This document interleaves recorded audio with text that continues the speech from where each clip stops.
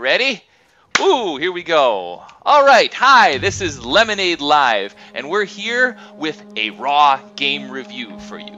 By raw, I mean that it is uncut, unedited, and filmed before a live Twitch audience. The game that we're going to be looking at today is Tomb Raider, and I'm not talking about the original Tomb Raider that was released way back in 1996 on the PlayStation, and then also I think on one of those Sega systems like the Saturn. No, we're talking about the modern, whoa, look out, Laura! We're talking about the modern Tomb Raider. This one was released on modern things, consoles, PC in this case, but just because it's on PC doesn't mean that this review doesn't apply to all those other games. I've actually played it quite a bit on the controller, so I've gotten a good feel for it. And right away, the first thing that I think you can notice is that these graphics are freaking gorgeous. They are beautiful graphics. Just look at this. Look at those birds, that sun, and it really makes me think how far we've come. Now, this is all actual gameplay. This is not pre-rendered. This is being rendered in real time right now, and it's actual gameplay, sort of. And it makes me think back almost 20 years ago when we had the original Tomb Raider, and the cutscenes. This looks 10 times better than any cutscene, and that's a pre-rendered cutscene. So it's really amazing. But we'll talk about the graphics later. I'd really like to dive into the gameplay first, because let's face it, a game's not a game without the gameplay. It's the most important part. Am I right? So the Tomb Raider gameplay is actually very good. I would actually separate it into two different types of gameplay. We've got cinematic gameplay and classical gameplay. Right here, what you're viewing, I would classify cinematic. Cinematic gameplay is characterized by very little to do for the player themselves. So really right here, you see she's doing all this heroic stuff. I would never be able to do this in real life, but all I'm actually doing is hitting W or up on the controller, and she does everything else for me. But the point of cinematic gameplay isn't really to give you like a challenge or an exciting game experience in the traditional sense. It's more to immerse you into the story. It's to remind you that you're not just sitting there watching a movie, you're actually part of it. You are actually Lara Croft. So just hitting up doesn't really excite me that much, but it does make me remember that I am Lara Croft. That's the point of cinematic gameplay. And I guess a good example of cinematic gameplay would be Telltale Games' The Walking Dead. The Walking Dead is a great game. It utilizes a lot of cinematic gameplay, and I think the key to cinematic gameplay working is a good story. And Tomb Raider has a decent story. It's not as good as Telltale Games' The Walking Dead, but actually, now that we are at a proper cutscene, I'm going to go ahead and turn the volume up and let you guys kind of hear the voice acting, get a little taste for the story. And here we go. I'll just shut up.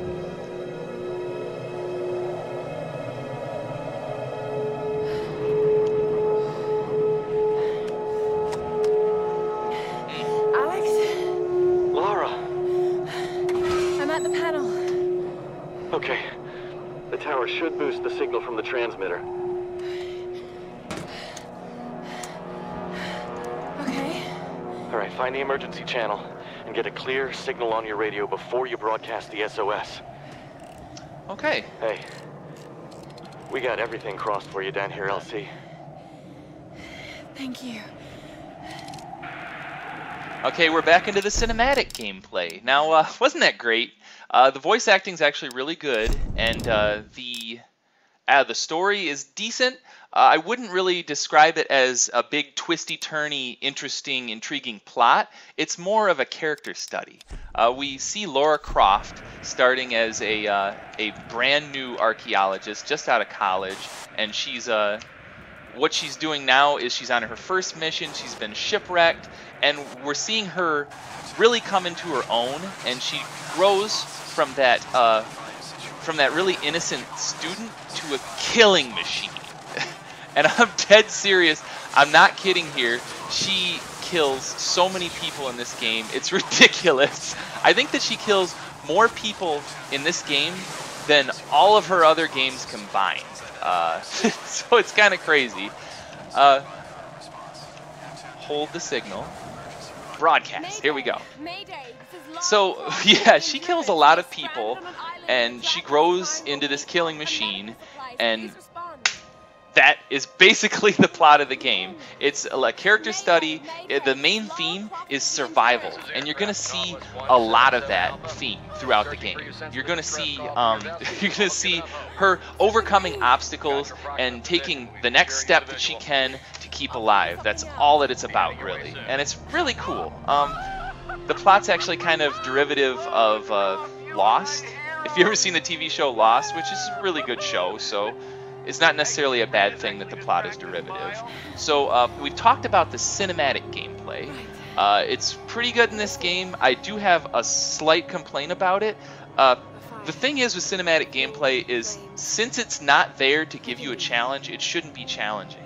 And you'll notice if you play Telltale games The Walking Dead, you're not going to really die that much. I actually played through the first game. I don't think I did die because they make it pretty easy, because the point is to tell a good story. And if you kill off your player a lot in little things where I didn't mash the button hard enough, it really breaks up the continuity. It really jars you out of it. It's not very immersive. And this game, at least the first few instances of those little cinematic parts where you have to mash a button or hit the right button at the right time, are a little difficult. And you end up watching Laura die in some horribly gruesome ways. So unless you're some kind of sadist and you like to see Laura get crushed by boulders and whatnot, it's not the best. But, oh, look, let's go ahead and... So anyway, now that I've talked about the cinematic gameplay, let's talk about the other half of the gameplay, which I would characterize as classical gameplay. Now, classical gameplay is a lot more derivative of the original Tomb Raider. You have a lot more control as a player to run around and do what you want and what you can. Where's the fire? I need to find some fire. But the thing about the classical gameplay and what I really like about it is Laura really feels like she did in the old games. Oh, what's this? Ooh, she gets a flint. Look at that. One thing that's really cool about the classical gameplay is you'll notice that I'm actually gaining experience points for some of the things that I'm doing. And you might think it's kind of weird to have experience points in a Tomb Raider game. I did it first too, but if you look at the developer that made this game, we're talking about Square Enix. So Square Enix is... It used to be two companies, two of my favorite companies growing up. They made some of my most favorite games. Squaresoft, of course, responsible for the Final Fantasy series. Let me go ahead and turn this down a little bit more. All the Final Fantasy series, and then also Secret of Mana, lots of games. And then Enix is responsible for the Dragon Warrior series, also a great series, all RPGs with experience points and level ups and an inventory system. So it actually makes sense that a company like Square Enix would add this into a Tomb Raider game. And what I really like about it is it's not really that necessary. You could actually, I'm guessing people could go through the game, and here's some more cinematic gameplay for you. Pretty ridiculous, huh? She almost got hit by that tire. What am I? Woo, goodness. Oh. Whoa, look out, Laura. But yeah, back to experience points. Now, what I really like about it, there is actually two different resources that you collect throughout this game. You've got experience points, which you gain through overcoming obstacles and through killing the various people that are here to kill. And then the other way you can get experience points is by gathering... Oh, experience points! Right there, right over there. So, the other way you can gain experience points is by hunting down food in your environment, because, let's face it, part of survival in the wilderness is gathering food so that you don't starve to death. And what I really like about them tying the food to experience points and level ups is that it really kind of motivates you to collect food, but at the same time, it doesn't bog you down with an annoying hunger bar like a lot of games do. So let's face it, hunger bars are annoying. It's not fun to like be starving, but at the same time, it is fun to hunt down various creatures. You can hunt down rats and deer and rabbits, all kinds of stuff, whatever you can find. This is pretty crazy, huh, guys? So that's the experience system, and then also the level ups. Basically, after you gain enough experience, you gain a level, which gives you 1 skill point, and you can use that skill point to spend in a variety of different skill trees. Like I said before, those skills aren't really that game affecting. They give you like a little boost, and it's less about being detrimental to not have leveled up enough and grinding. You never have to grind in this game. It's poor pilot. No, it's more about it's about immersing the player into Lara. So basically, you are Lara Croft, and you get to kind of customize how she grows. It gives you a little bit more personalization, makes it more personal. The customization's a good thing. It looks like the pilot died, so I guess we're just going to keep going. Keep on taking that next step. But here we are in this traditional gameplay. We've talked about the first type of resource, which is experience points. Now let's talk about the other one. It's actually salvage. So salvage is basically anything you find in your environment that can be salvaged. Lara Croft, think of her like a master recycler. So you go around the environment and you gather this salvage, and it's used to upgrade your weapons. And again, it gives you a chance to customize your weapons, take on a bit more ownership of the character, so you're more than just watching a movie, you're part of it.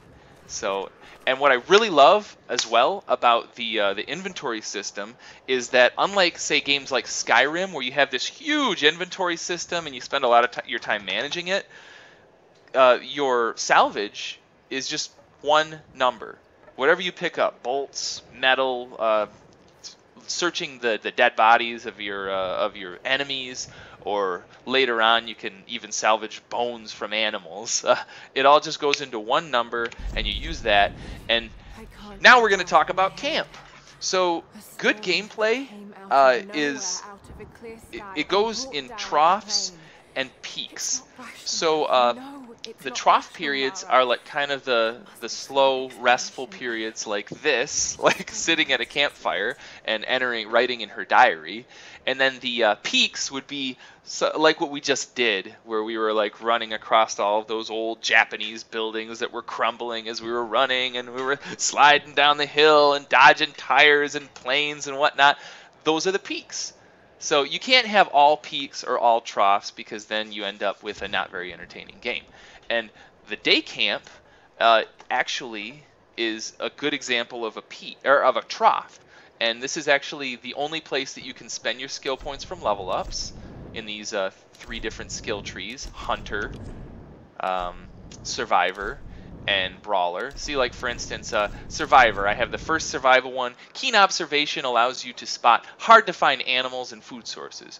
So because I have that skill, it's easier for me to see things like rats and rabbits and fruit and gather them for experience points. So that is the level up, the skill points. And then on the other side over here, we have gear. And this is basically just your weapons. This is where you spend your salvage. You'll see I have 349 salvage. Right now I've got a bow, a rifle, a handgun, and like a pickaxe. Let's go ahead and see if we can upgrade the bow in any way.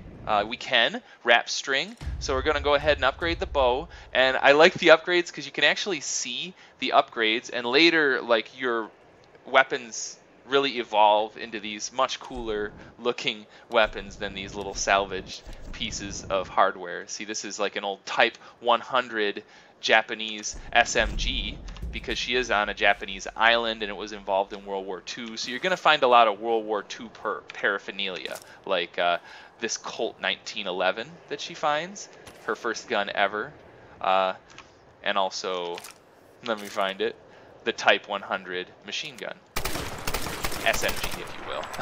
Alright, So here's the traditional gameplay. I really like it. I wish there was more of it because it's my favorite part of the game.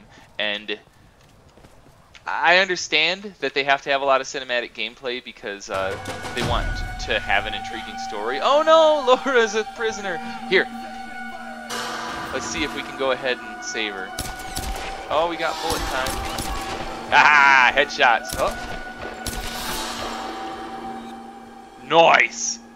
Pow. All right. That was what I would call a cinematic gameplay. And then here we have traditional gameplay. Rope. See, all through the game too, to keep things fresh, you get all these like different things. Like she just got a rope for her bow, and boom! Look at that. So it's really cool. They kind of build the tutorials into the game so that you can learn without having to like stop the gameplay. The tutorials are usually like pretty exciting moments, like this. And so and it's basically going with the survival theme. When you get a new skill or weapon or whatnot, you usually put it into a situation like this where you have to man up or woman up, if you will, or die. And these parts, they keep easy enough. Yeah, anyway.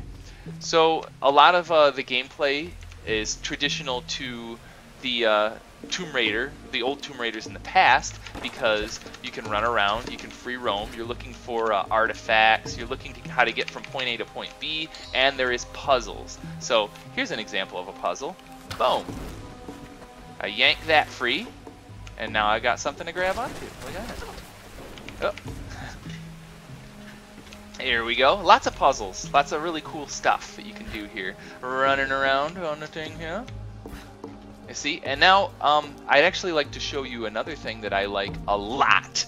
So before I even show it to you, let me say one of my pet peeves in gaming these days is waypoints. So if you play Call of Duty or many other games, Halo, a lot of games, they will give you what are called waypoints. They're little HUD elements that are kind of floating around in your face, and they're telling you exactly where to go. And I don't like them because not only do they kind of take control out of the player's hand, but they're obtrusive, you know? They're in your face, they take away from the immersion of the game, and I just don't like them. They're ugly.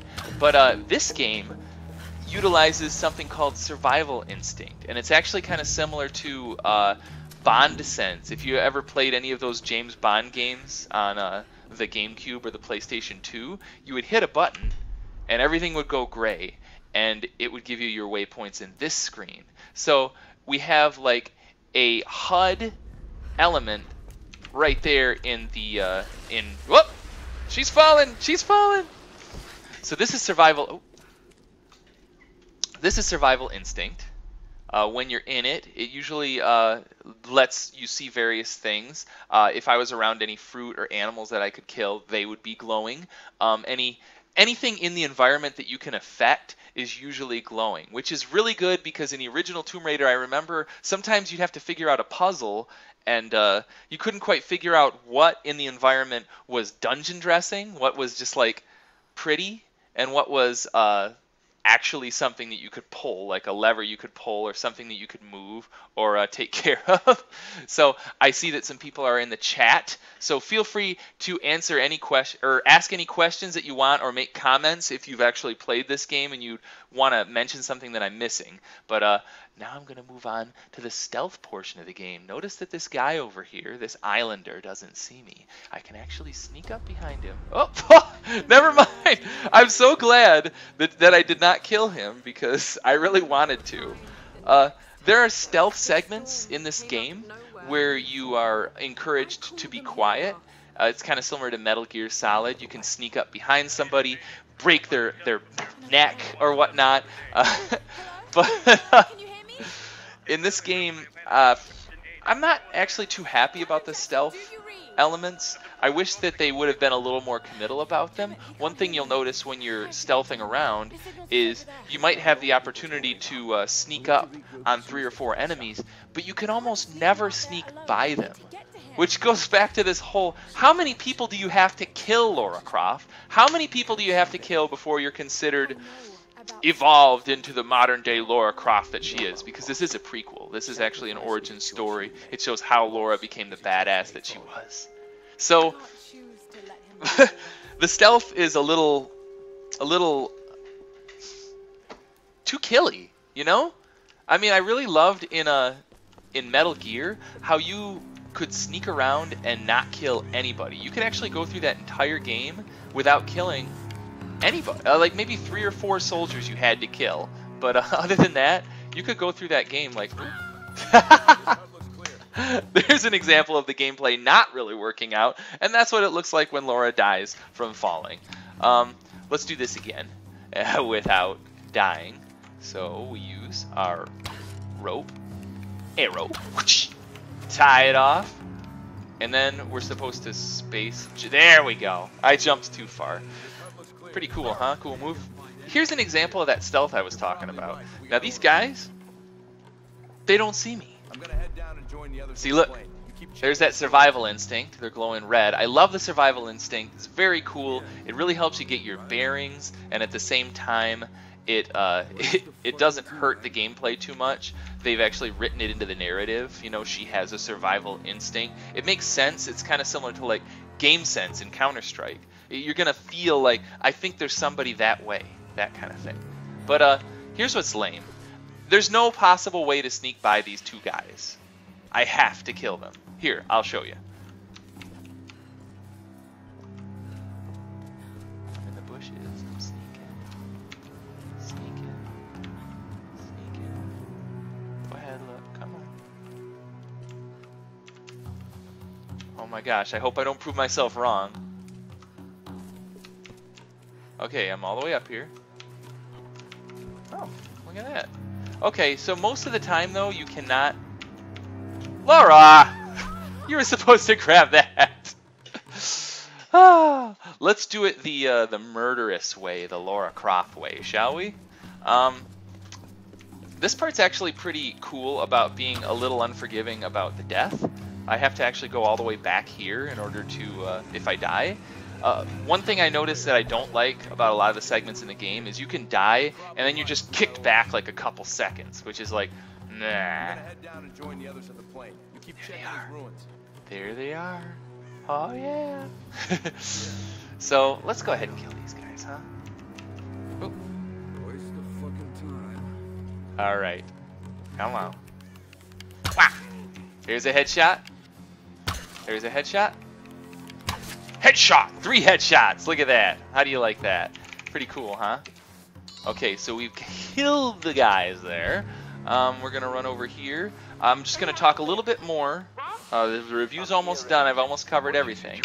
This right here is one of the artifacts. Remember, you're a Tomb Raider. You're actually an archaeologist. So you actually run around collecting these artifacts, and they don't really do anything for you gameplay-wise. Sometimes they give you experience points. Here's some cash. Here's a cache. You'll notice, well, you can't see it, but there's a salvage. Get some salvage. Well, let's wrap this review up. So, basically, to sum it all up, Tomb Raider is very good. You can see the graphics are just gorgeous, and I definitely recommend it. 2 thumbs, way up, boom! And there she is sliding. I'm going to go ahead now, and if you liked the review, if you'd like to see more, you can go ahead and click down here and subscribe. If you want to see more of this playthrough, I will continue playing through. You can click over there and keep watching the rest of this playthrough. I'm going to turn the music up, and it's going to be a lot more like a Let's Play. And you can check out more of my videos. All right. Have fun. Good luck.